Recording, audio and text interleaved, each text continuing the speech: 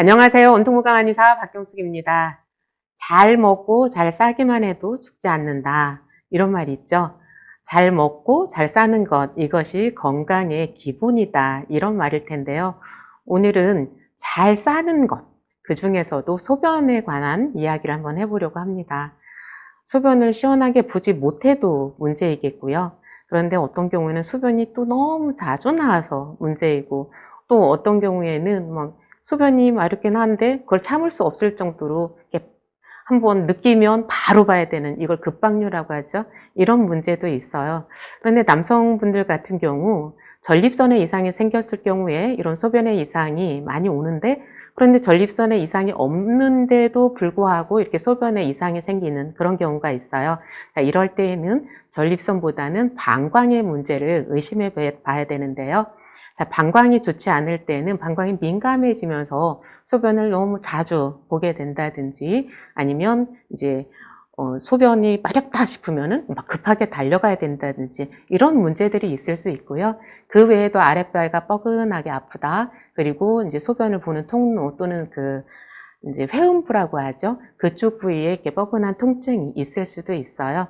이렇게 방광 주변부로 느끼는 그런 통증이 있을 때 이제 방광염을 의심해 봐야 되는데요.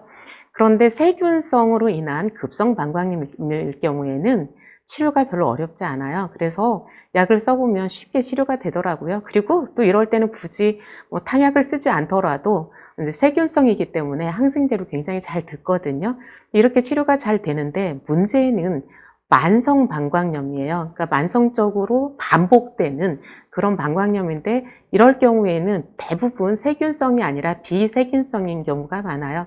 비세균성이기 때문에 항생제로도 잘 듣지 않고 어떤 약으로도 잘 듣지 않고 이렇게 반복되는 이제 그런 경우가 많은데요.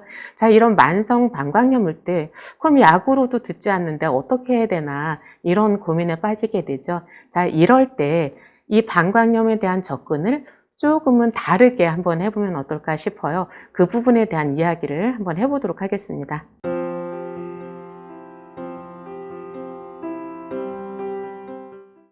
방광이 건강해지기 위한 관점을 두 가지 측면으로 제가 살펴보려고 하는데요. 첫 번째는 방광벽은 근육이다 라는 것을 이해하는 것이 가장 중요합니다. 그래서 제가 이거 그림을 한번 보여드려 볼게요. 여기서 보시면요. 자, 신장이 있고요. 신장에서 방광으로 쭉 연결이 되고, 이 방광에 소변이 모였다가 이렇게 나가게 되는데요. 이 방광 그림을 이렇게 따로 떼놨어요. 자세히 보시면 이 방광벽이 근육으로 되어 있잖아요. 그래서 어떤 장기의 문제로만 보면 문제 해결이 좀 쉽지 않아 보였는데, 그런데 그러니까 방광을 근육이다라고 이해하면 거기에서부터 조금 쉽게 문제가 풀릴 수도 있어요. 우리가 근육이 단단하게 굳으면 염증이 잘 생기기도 하고 통증이 심해지기도 하잖아요. 그것처럼 방광벽이 근육인데, 이 근육이 너무 굳어 있다 보면 방광이 이제 제 기능을 잘 못하는 이제 그런 일들이 벌어지는 거죠. 자, 그러면 방광을 근육으로 이해했을 때, 그럼 어떻게 하면 방광벽을 편안하게 할 수 있는가? 이것은 혈액순환으로 보시면 되는 거예요. 우리가 혈액순환이 잘 되면 근육이 단단하게 굳거나 염증이 생기거나 이런 일들이 안 생기잖아요. 그것처럼 이 방광으로 혈액순환이 잘 되는 것, 이것이 중요할 텐데요. 그런데 하복부가 너무 차거나 이제 뭐 혈액량이 부족하거나 아니면 혈관이 꺾여 있거나 이러면 이제 순환이 잘 안 되겠죠. 그런데 이제 혈액순환을 이뤄내는 방법은 탕약을 이용하는 방법도 있을 것이고, 아니면 혈행개선제를 이용하는 방법도 있겠고, 여러 가지 방법이 있겠는데, 그런데 이제 제가 거기에 대해서는 자세히 말씀을 안 드릴게요. 근데 최근에 이런 환자분이 계셨어요. 한 달 전에 이제 환자분이 오셨는데, 이분이 심장이 편하지 않아서 막 두근거리고 불안하고 잠 잘 못 자고 이런 증상도 있고, 그러면서 이게 요실금이 그렇게 심하신 거예요. 또 요실금이 심하니까 이렇게 밖에 나갈 때마다 실수할까 봐 두렵고 뭐 이런 문제가 있었고요. 그리고 이제 또 소화기가 안 좋고, 그래서 막 먹으면 소화가 안 돼서 괴롭고, 이게 너무 여러 가지 문제점들이 있다 보니까, 이럴 때 뭐 한약이라고 해서, 그러니까 한약을 한 가지 쓰면 여러 군데 다 좋아지는 이런 게 아니거든요. 어느 곳을 이제 초점으로 하느냐, 이제 이런 문제가 있는데, 그래서 먹는 것이 아무래도 가장 이제 기본이니까 일단 소화기 쪽으로 이제 약을 해드리면서 이제 근적외선을 벨트를 추천을 해드렸어요. 이것으로 그 근적외선 벨트로 아랫배랑 이제 심장 부위랑 동시에 좀 활용을 하셨으면 좋겠다. 이제 이렇게 추천을 해드렸는데 이분이 한 달 지나서 다시 오셨는데 소화기도 소화기지만 요실금이 없어져서 너무너무 편하다. 이제 이런 말씀을 하시는 거예요. 그래서 저도 한 달만 이렇게 좋아질 거라고 기대를 잘 안 했었는데 어쨌든 이렇게 하복부에 혈액순환이 잘 되게 하니까 그것으로 인해서 이제 요실금까지 없어지는 이제 그런 일들이 있었어요. 자, 무슨 말씀을 드리려고 하는지 아시겠죠? 이렇게 방광에 어떤 문제가 생겼을 때 그걸 염증의 개선, 뭐 이런 측면으로 생각하면 막 계속해서 약만 먹어야 될 것 같은데 그것이 아니라 염증이 생기는 근본 원인이 혈액순환이 잘 안 돼서 하복부가 차가워서 생기는 문제일 수 있다라는 거예요. 그럴 때 이제 배를 따뜻하게 하는 것, 근적외선을 이용하는 것, 이런 것들이 효과가 있을 수 있다. 이제 이런 말씀을 드리고요. 자, 두 번째 관점은 방광은 골반 내 장기다. 이것을 이해하시는 게 좋아요. 자, 그림을 한번 보시면요. 자, 이렇게 척추가 있고, 이제 이 골반 안에 맨 뒤쪽으로 대장이 있고, 여성분 같은 경우는 그 사이에 이제 중간이, 그 자궁이 있고요. 맨 앞쪽으로 방광이 위치해 있죠. 그래서 좀 하복부 쪽으로 치우쳐서 이 골반 안에 방광, 자궁, 대장, 이런 것들이 이제 차지하고 있는 거예요. 자, 골반 내 장기라는 사실을 알면, 그럼 여기에서는 어떤 해결책이 나올까?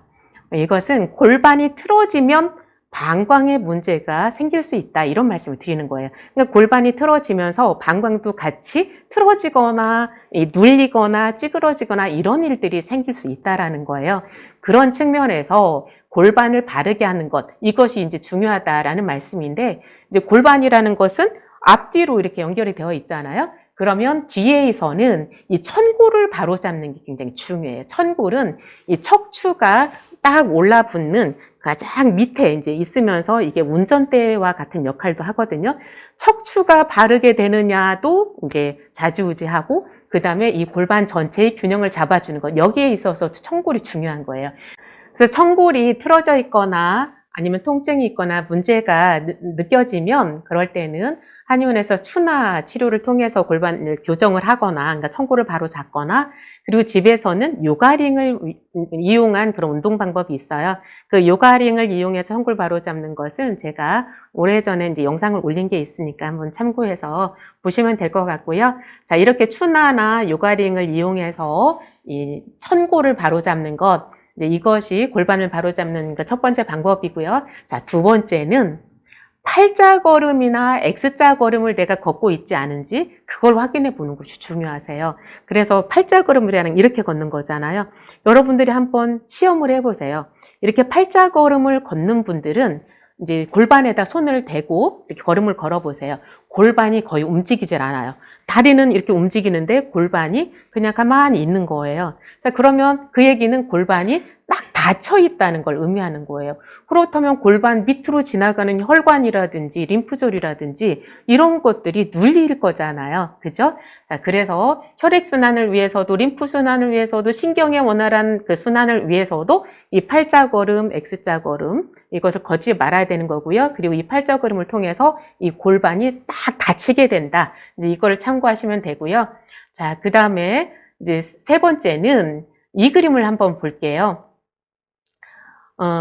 이 심장에서 내려온 혈관이 이 복부를 통해서 이제 복부 대동맥이라고 하죠. 이렇게 지나서 양쪽으로 갈라져서 서해부를 통해서 아래 다리로 내려가게 되어 있어요. 그래서 이 굵은 혈관들이 내려가고 또 올라오고 하는 혈관들이 다 서해부를 지나게 되어 있고요. 자, 두 번째 그림을 보면 림프절이 여기 크게 있어요. 그래서 림프절이라는 건 우리 몸에서 순환하면서 발생한 그 노폐물들을 처리해주는 그 쓰레기통과 같다고 보시면 되는데, 그런데 이 쓰레기통이 잘 비워지질 않으면 그러면 몸에 염증이, 그러니까 특히 주변의 장기들로 염증이 생길 수 있겠죠.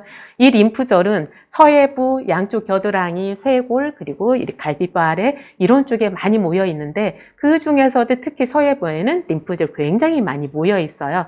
자, 이렇게 림프절이 모여 있는 것이 서해부다. 그러니까 이 서해부에서 이 혈관이 눌리지 않고 그다음에 림프절들이 잘 비워질 수 있도록 하기 위해서 서해부를 서해부의 순환이 잘 되게 하는 것이 중요하다. 이런 관점에서 서해부 운동 말씀을 드리고요. 그 다음에는 이제 내전근 운동. 서해부와 내전근 운동이 이제 중요하다. 이제 이 말씀을 드리는데 우선 서해부 운동을 가르쳐 드리면 이 운동이라는 것이 이제 뭐 별거 아니에요. 그냥 이게 이제 서해부라고 생각을 하면요. 자, 여기를 그냥 손으로 이렇게 들어주는 거예요. 이렇게. 여기가 우리가 늘 앉아 있다 보니까 거기가 딱 유착이 되고 달라붙어 있을 수 있거든요. 그러면 이 서해부를 지나는 이 수많은 혈관과 이제 림프절들이 눌릴 수 있다라는 거예요. 그래서 거기를 이렇게 뜯듯이 이렇게 해주는 거예요. 그냥 들었다 놨다만 하시면 되는 거예요. 이것을 시간을 정해서 하시는 게 중요해요. 별로 어렵진 않은 건데 이걸 습관화하지 않으면 잘 안 하게 되거든요. 그래서 내가 뉴스를 보는 시간, 30분 내지 1시간, 그 시간은 무조건 내가 이 서해부와 내전근 운동을 하는 시간이다. 이렇게 딱 시간을 정해놓고 하시면 좋을 것 같고요. 자, 서해부는 이렇게 뜯는 거 말씀을 드렸고요. 그 다음에 이제 내전근 운동에 대해서 말씀을 드릴게요. 내전근이라는 것은 허벅지 안쪽에 있는 근육인데요. 이 허벅지 안쪽에 있는 근육에 힘이 없으면 이렇게 다리가 밖으로 휘면서 오다리가 되기도 하고요. 여러 가지 이제 문제점들이 생기는데, 그런데 이 내전근이 어디에 가서 붙냐면 바로 치골에 가서 붙는 거예요. 여기 동그라미 친데 보이시죠?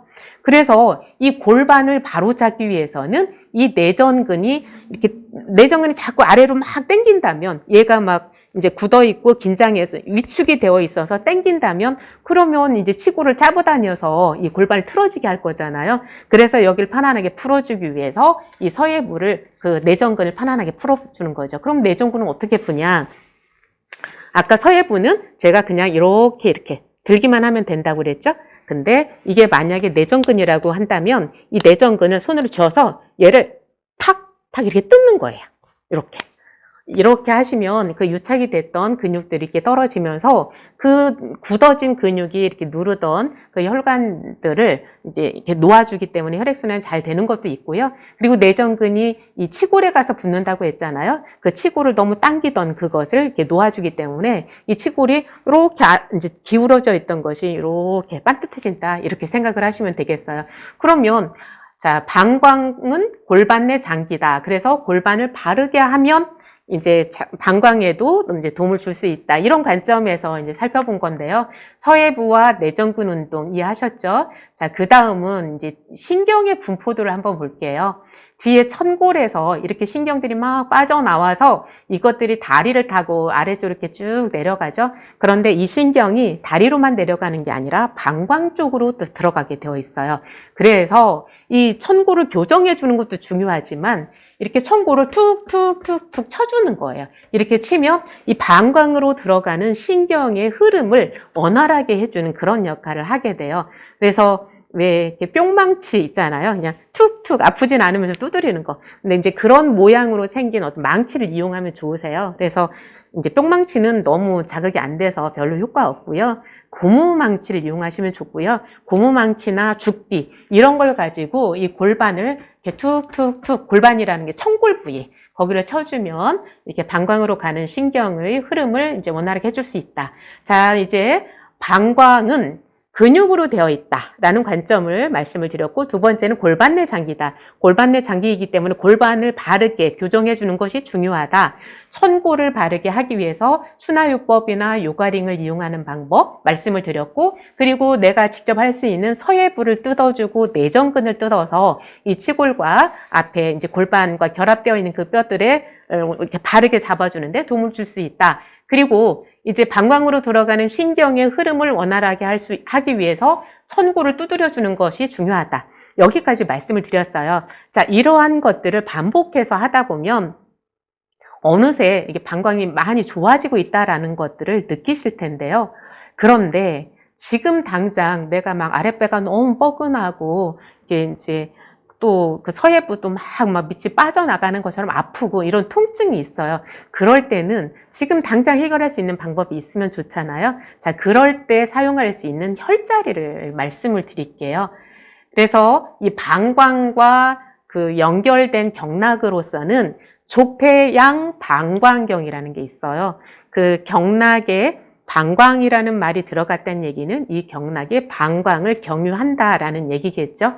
그래서 이 족태양 방광경 중에서도 이제 아래쪽, 다리 쪽으로 내려가는 그 경락만 보려고 하는데요. 그 경락이 이 골반에서 나와서 그 다리 뒤쪽에 정 가운데를 지나서 그 밖에 복숭아뼈로 해서 새끼발가락 쪽으로 이렇게 가게 되어 있어요. 그 경락의 흐름이 신경분포도에서 이 천골에서 이렇게 다리 쪽으로 내려가는 이것과 이제 굉장히 유사해요.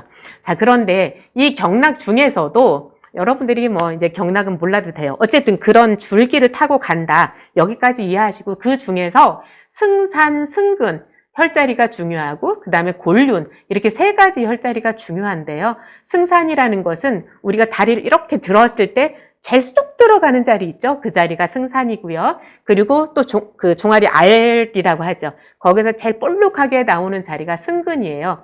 그래서 승산혈과 승근혈 여기를 이제 자극해 주는 게 중요하고 그다음에 골륜이라는 것은 아킬레스건 부위를 말하는 거예요. 그 복숭아뼈 그 바로 뒤쪽으로 그러니까 다리를 뒤에서 이렇게 딱 잡으면 움푹 들어간 부위 있죠? 그 부위를 이제 자극해 주는 것 이것이 중요한데 자, 승산, 승근 이게 뒷다리에 있다 보니까 사실 나 스스로는 마사지하는 게 좀 쉽지 않아요. 자, 그럴 때 해결할 수 있는 방법 바로 그 다리 들기 운동이에요. 이것은 제가 한번 직접 보여드려 볼게요. 이 운동은 별로 어렵지 않고요. 발뒤꿈치를 들었다가 그 다음에 바로 앞을 이렇게 드는 거예요. 그러니까 발꿈치 들고 또 앞을 들고 이렇게 연이어서 하는 건데요. 그런데 이때 그냥 나는 중심 잘 잡을 수 있어 하고 막 그냥 하다가 넘어질 수가 있으세요. 그래서 반드시 벽이나 의자를 잡고 하시는 것이 좋으세요. 그래야 넘어지는 사고를 예방할 수 있으세요.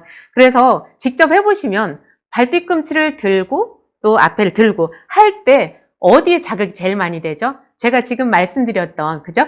승산, 승근 그 쏙 들어가는 자리와 불룩 나온 자리 여기에 자극이 많이 가는 게 느껴지실 거예요. 이런 운동법을 사용하시면 좋을 것 같고요. 그 다음에 골륜은 어쩔 수 없어요. 그 부위는 그냥 이렇게 이렇게 다리 꼬는 것처럼 한쪽 다리를 올려놓고 이렇게 앉아서 아까 서해부 뜯기, 내전근 뜯기 말씀드렸죠? 그 다음으로 이렇게 발뒤꿈치 뒤쪽에 골륜 요 발목이라고 생각하시면 돼요. 거기를 이렇게 주물러 주시면 되세요. 이제 이런 식으로 하시면 지금 당장 통증이 심할 때에도 어느 정도 진정시키는 효과가 있으세요. 자, 그런데 이거보다 더 또 효과가 좋은 혈자리 하나 알려드릴게요. 그것은 어디냐면 대릉이라는 혈자리예요. 대릉이라는 것은 이 손목에서 이렇게 이제 구부릴 때 이렇게 팔이 내려와서 손하고 연결되는 이 부위 있죠?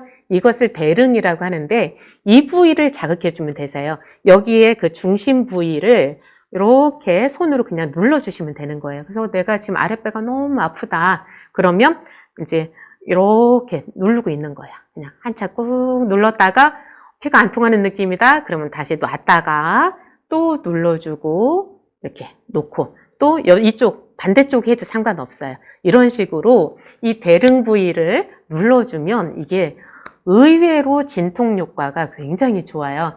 그래서 승산, 승근, 그리고 골륜, 이제 이렇게 운동 방법 말씀을 드렸고, 이제 대릉 마사지법 말씀을 드렸어요. 그래서 이제 운동하는 방법 말고도 이제 마사지로 이제 풀어줄 수도 있는데, 막 이렇게 이제 다리 들게 하다 보면 이제 또 뻐근하니 아프잖아요. 그럴 때 이제 이렇게 달달달달 하는 마사지기에다 올려놓는 거예요. 그래서 헬스장에 가면 대부분 그런 거 있잖아요. 막 운동을 하다 보면 이제 이렇게 근육 운동을 하다 보면 근육에 좀 피로감이 쌓이잖아요. 그럴 때 이렇게 덜덜덜덜 하는 거 허리나 뭐 이렇게 엉덩이에다 대고 할 수도 있겠고 종아리에다 대고 할 수도 있게 그렇게 움직이는 거 있죠. 벨트로 된 것도 있고 아니면 누워가지고 딱 다리만 올려놓고 막 풀어주는 것도 있고 어쨌든 그렇게 막 진동을 좀 세게 줘서 풀어주는 이제 그런 마사지법으로 풀 수도 있겠고요. 아니면 뭐 집에는 그런 마사지기도 없고 나는 헬스장도 안 간다. 이제 이럴 때는 파스를 이용하는 방법이 있어요. 아까 승산, 승근 그 혈자리에다가 이렇게 파스를 붙이는 방법이 있고요.